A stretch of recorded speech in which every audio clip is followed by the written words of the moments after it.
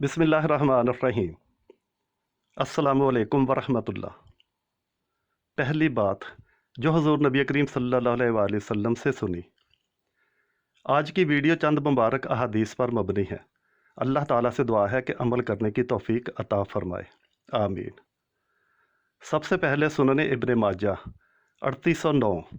हज़रत नुमान बिन बशीर रज़ियल्लाहु ताला अन्हो कहते हैं कि रसूल पाक सल्लल्लाहु अलैहि वसल्लम ने फरमाया कि अल्लाह ताला के जलाल जो तुम ज़िक्र करते हो वो तस्बीह सुबहान अल्लाह, ला इलाहा इल्लल्लाह, अल्हम्दुलिल्लाह है।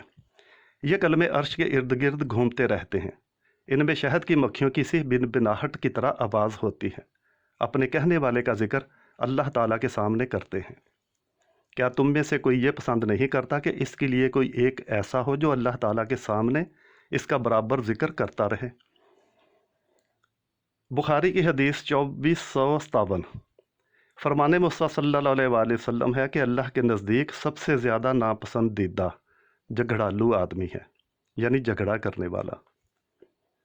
हदीस सही 115। हज़रत अब्दुल्ला बिन सलाम रज़ियल्लाहु ताला अन्हु फरमाते हैं कि पहली बात जो मैंने रसूल पाक सल्लल्लाहु अलैहि वसल्लम से सुनी वो ये है कि सलाम को आम करो, यानी हर एक मुसलमान भाई को सलाम करो, ख्वाह तुम उसे जानते हो या ना जानते हो।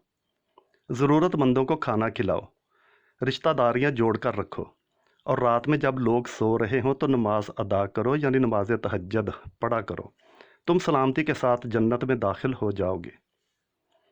रिश्तेदारियों के बारे में एक और हदीस जो बहकी शाबुल ईमान 7602 में इस तरह फरमाया कि अपनी रिश्तेदारियों को तर रखो, अगरचे सलाम के साथ ही हो। मतलब यह कि रिश्ते नाते तोड़ने नहीं चाहिए।